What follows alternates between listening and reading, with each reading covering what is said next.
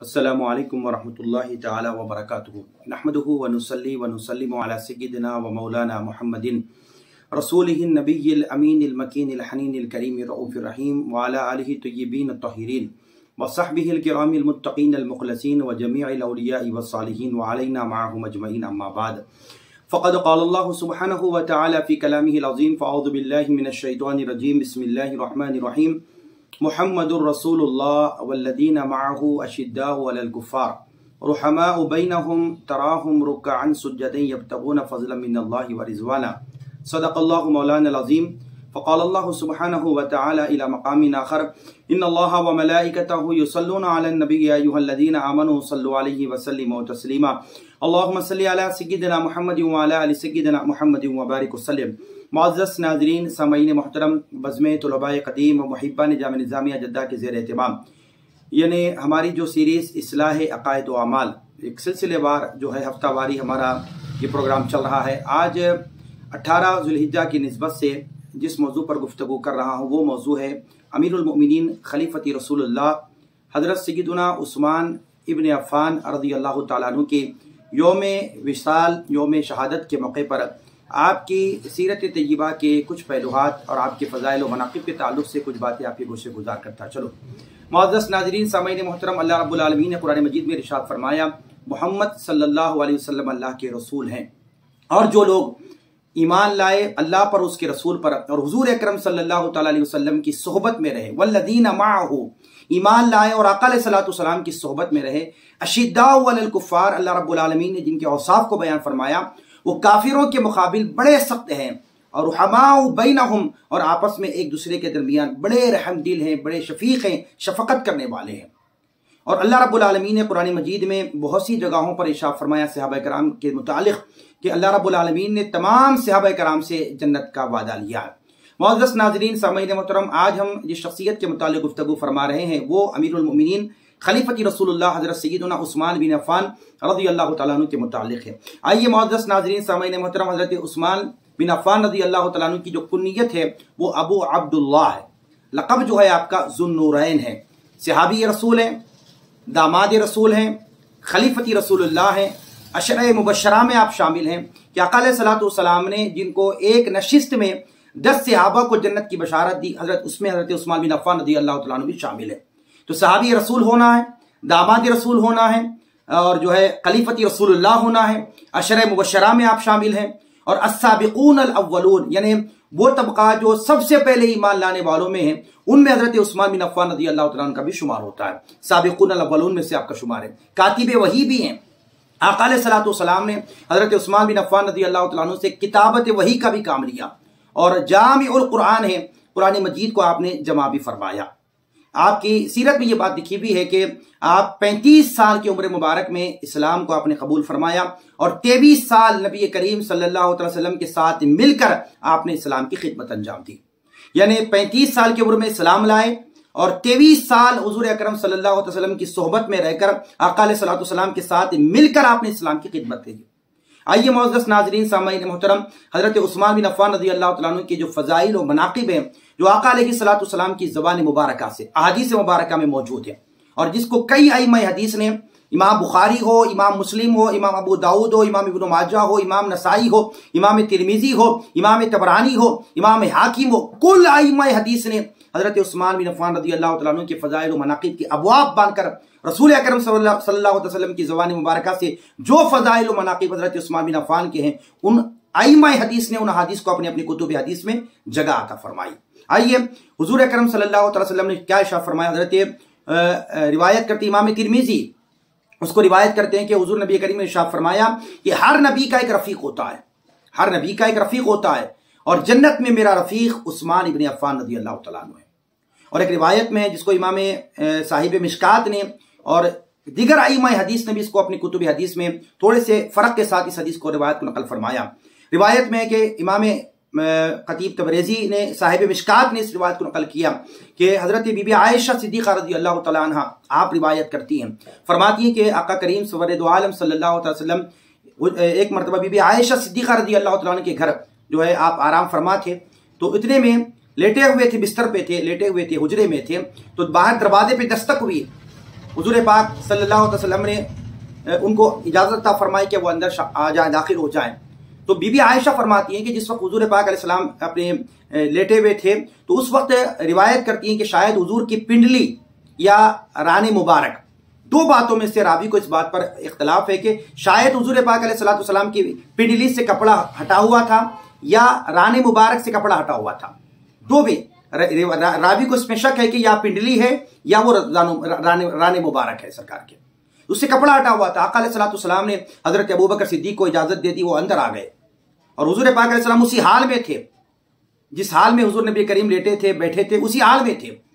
حضرت ابوبکر آئے، حضور کے پاس بیٹھ گئے اور اس کے بعد کچھ دیر بعد حضرت عمر بن خطاب رضی اللہ تعالیٰ عنہ نے حضور کی بارگاہ میں اجازت طلب کی. آقا علیہ السلام نے ان کو بھی اجازت عطا فرمائی. حضرت عمر بن خطاب بھی آئے، بیٹھ گئے. حضور پاک علیہ السلام اسی حال میں تھے. حضرت مولا علی المرتضیٰ آپ نے اجازت چاہی تو آقا علیہ السلام نے ان کو اجازت عطا فرمائی، وہ بھی اندر آ گئے. حضور پاک علیہ السلام اسی حال میں تھے، اسی کیفیت میں تھے. کچھ دیر بعد حضرت عثمان بن عفان رضی اللہ تعالیٰ عنہ نے اجازت طلب کی حضور کی بارگاہ میں، آقا اجازت ہو تو میں حاضر ہو جاؤں. حضور نے جب ان کو اجازت دی، اجازت سے پہلے آقا علیہ السلام اٹھ گئے اور اپنے پنڈلی مبارک یا رانی مبارک پر کپڑا ڈال لیا آپ نے. یہ سارا منظر بھی عائشہ صدیقہ رضی اللہ تعالیٰ عنہ دیکھتی گئی. جب اس کے بعد مجلس ختم ہو گئی اور صحابہ کرام حضور پاک علیہ السلام کی مجلس سے اٹھ کر چلے گئے، بی بی عائشہ صدیقہ رضی اللہ تعالیٰ عنہ حاضر ہو کے عرض کیا کہ یا رسول اللہ، میں ایک سوال ہے میرا، حضور میں یہ پوچھنا چاہتی ہوں کہ آپ جس حال میں تھے اس ہی حال میں آپ نے ابو بکر کو اجازت دے دی، وہ اندر داخل ہو گئے، اور حضرت عمر نے اجازت مانگی تو آپ ان کو اجازت عطا فرمائی، اسی حال میں تھے. حضرت علی المرتضیٰ بھی آئے تو اب اسی حال میں تھے، اسی کیفیت میں تھے. لیکن جب عثمان غنی آنے والے تھے، عثمان بن عفان، تو حضور آپ نے اپنے کپڑے کو جو ہے نا یعنی اپنے پنڈلی کو ڈھانک لیا اور فرمایا ایسا کیوں یا رسول اللہ صلی اللہ علیہ وسلم؟ سوال پوچھا بی بی عائشہ صدیقہ رضی اللہ تعالیٰ عنہ نے. تو حضور پاک علیہ السلام نے جواب دیا کہ اے عائشہ، میں اس شخص سے حیا نہ کروں جس شخص سے فرشتے بھی حیا کرتے ہیں. فرمایا اللہ اکبر، جس شخص سے فرشتے بھی حیا کرتے ہیں فرمایا. تو حضرت عثمان بن عفان رضی اللہ تعالیٰ عنہ کے متعلق بی بی عائشہ کو حضور نے فرمایا کہ یہ تینوں تو آئے، میں تو اسی حال میں تھا. عثمان بن عفان بڑے شرمیلے ہیں، بڑے حیادار ہیں. اگر مجھے اس حال میں وہ دیکھتے جو مسئلہ لے کر میرے پاس آئے تھے، جو بات کرنے مجھ سے آئے تھے، کہیں مجھ سے وہ بات نہ کر سکے، اس وجہ سے میں نے جو ہے اپنے کپڑے کو ڈھانک لیا، یعنی پنڈلی کو سرکار دو عالم نے ڈھانک لیا. فرمایا میں اس شخص سے حیا نہ کروں جس شخص سے فرشتے بھی حیا کرتے ہوئے. سبحان اللہ. یہ فضیلت و مناقب حضرت عثمان بن عفان رضی اللہ تعالیٰ عنہ کی ہے.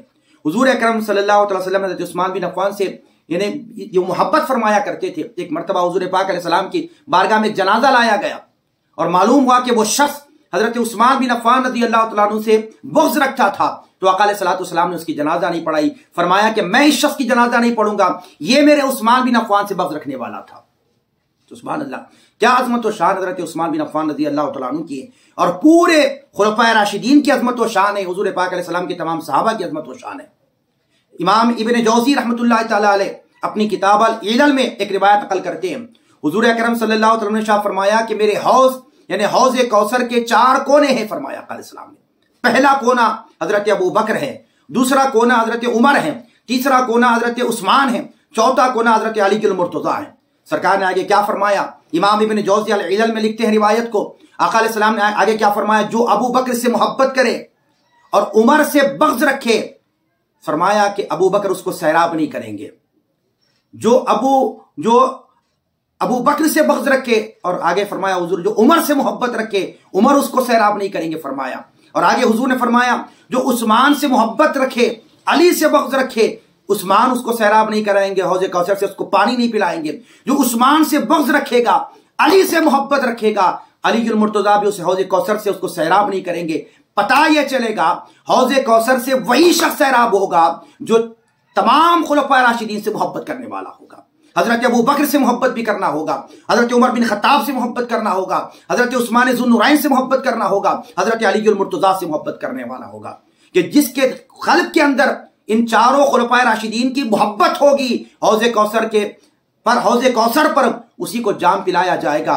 جو ابو بکر سے محبت کرے گا، حضرت عمر سے محبت رکھے گا، حضرت عثمان سے محبت رکھے گا، حضرت علی المرتضیٰ سے محبت رکھے گا. الحمدللہ ہم اہل سنت والجماعت، ہم 4 خلفاء راشدین سے محبت کرنے والے ہیں اور جمیع حضور پاک علیہ السلام کے صحابہ کا ادب کرنے والے ہیں.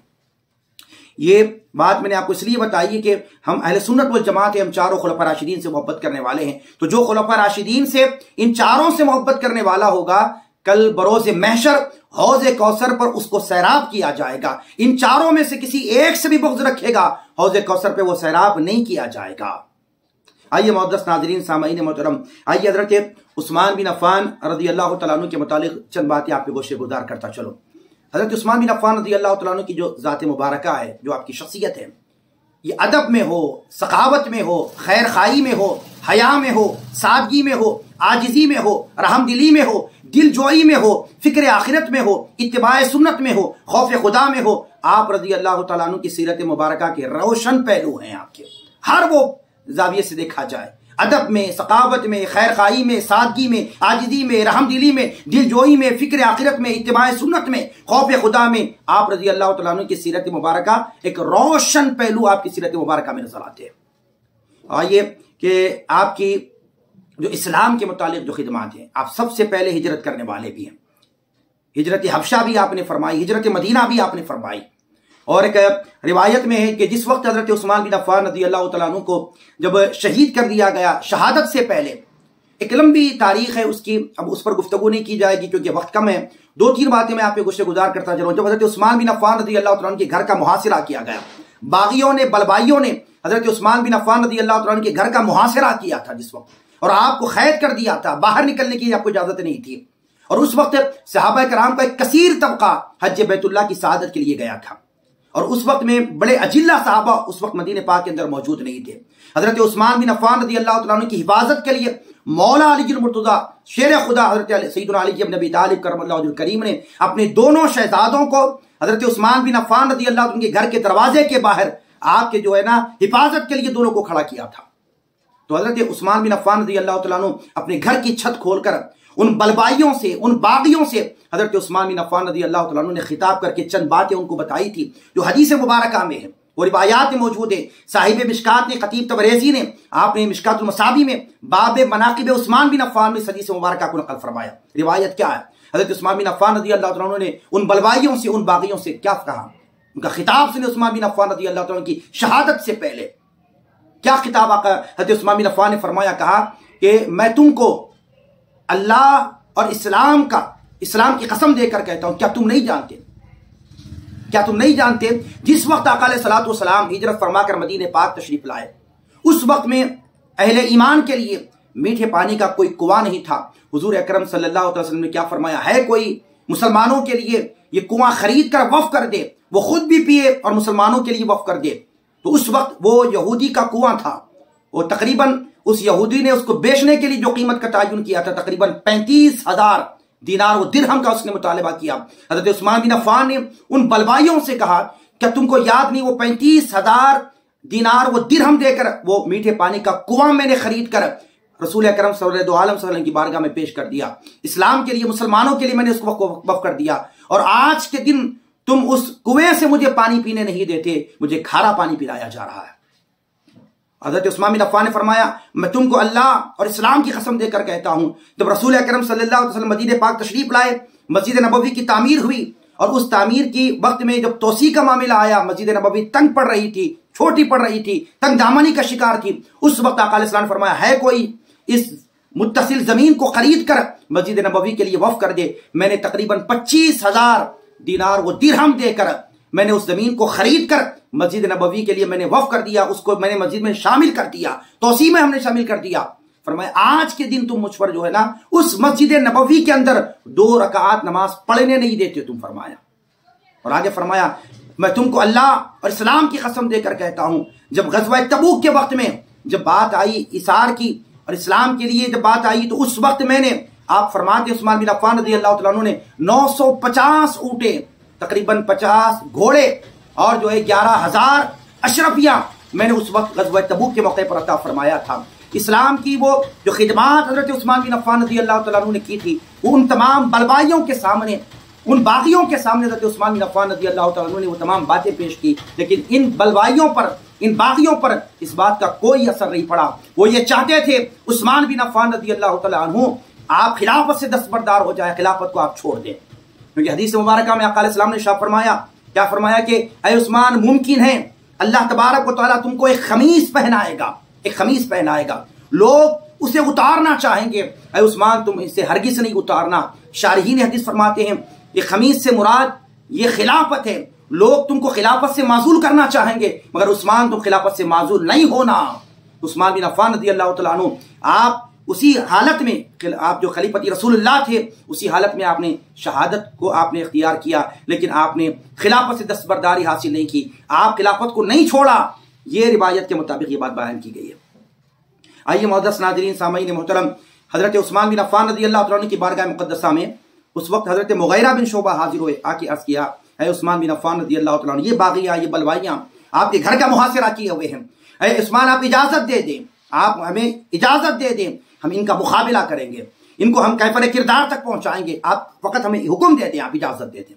اس وقت میں اجلہ صحابہ مدینہ پاک کے اندر موجود نہیں تھے، وہ حج بیت اللہ کے لیے گئے ہوئے تھے۔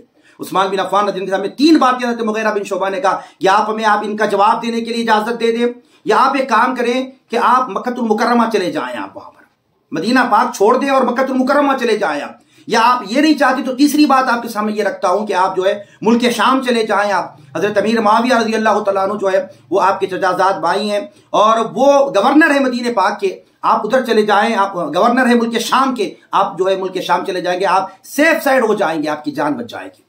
حضرت عثمان ذوالنورین نے کیا فرمایا؟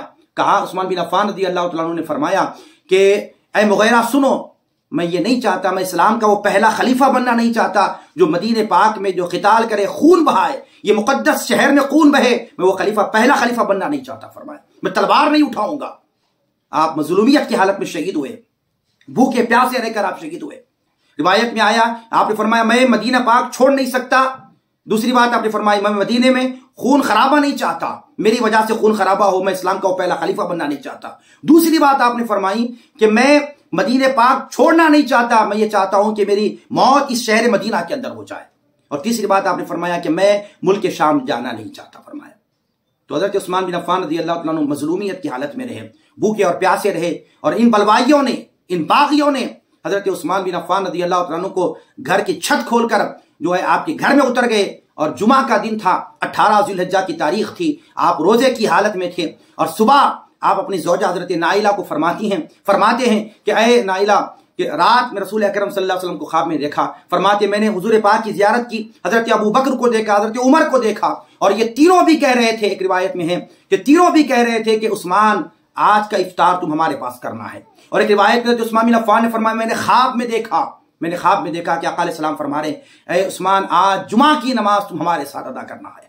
اللہ اکبر۔ ان باغیوں نے، ان بلوائیوں نے سوچا 18 ذی الحجہ تھا، اور وہ تاریخ شہادت کی تاریخ آپ کے 18 ذی الحجہ کی، اور ان بلوائیوں نے آپ کے گھر کی چھت کھول کر آپ کے گھر کے اندر اتر گئے۔ حضرت عثمان بن عفان رضی اللہ عنہ قرآن مجید کی تلاوت میں مصروف تھے، اور اس وقت میں آپ پر حملہ کیا، اور آپ کو اسی تلاوت قرآن مجید کے دوران میں اور اسی روزے کی حالت میں آپ کو شہید ہوا۔ جب آپ پر حملہ کیا گیا تو آپ کے خون کے خطرات قرآن مجید کے جو ہے آیات مبارکہ پر پڑھے، ان صفحات پر پڑھے۔ معزز ناظرین سامعین محترم، اس طرح حضرت عثمان بن عفان کی شہادت واقع ہوئی، کیونکہ بلوائی یہ چاہتے تھے کہ اب وقت قریب ہے ہم عثمان بن عفان کو شہید کر دینا۔ کیوں؟ کیونکہ حج کے بعد ایک کثیر صحابہ کرام کا جو قافلہ مدینہ پاک واپس تشریف لائے گا، ہمارے لیے مشکل ہو جائے گا، ان کے آنے سے پہلے ہم عثمان بن عفان رضی اللہ تعالیٰ عنہ کو شہید کر دیں گے۔ تو مظلومیت کے ساتھ آپ کو شہید کر دیا گیا۔ آپ کی ایک دردناک شہادت ہے حضرت عثمان بن عفان رضی اللہ تعالیٰ عنہ کی 18 ذی الحجہ امیر المومنین خلیفۃ رسول اللہ حضرت عثمان بن عفان رضی اللہ تعالیٰ عنہ کی شہادت کا یہ دن ہے۔ ہمیں چاہیے کہ 18 ذی الحجہ کو حضرت عثمان بن عفان رضی اللہ تعالیٰ عنہ کی یوم شہادت کے موقع پر خوب جو ہے ہم قرآن مجید کی تلاوت کریں، اور جو ہے جو کچھ ہم پڑھ کر آپ کی بارگاہ مقدسہ میں نذرانہ عقیدت کو پہنچائیں، تاکہ جو ہے کل بروز محشر حضرت عثمان بن عفان رضی اللہ تعالیٰ عنہ کی شفاعت ہمیں حاصل ہو جائے۔ یہ چند باتیں آپ کے سامنے اس موضوع کی مناسبت سے رکھی گئی۔ اللہ رب العالمین کی حضور دعا ہو، پروردگار عالم میرے مولا ہم سب کو تمام صحابہ کرام سے محبت کرنے، جمیع صحابہ کرام کی تعظیم، تکریم، ادب کرنے کی توفیق اور ہدایت نصیب فرما۔ وما علینا الا البلاغ، وآخر دعوانا ان الحمد للہ رب العالمین۔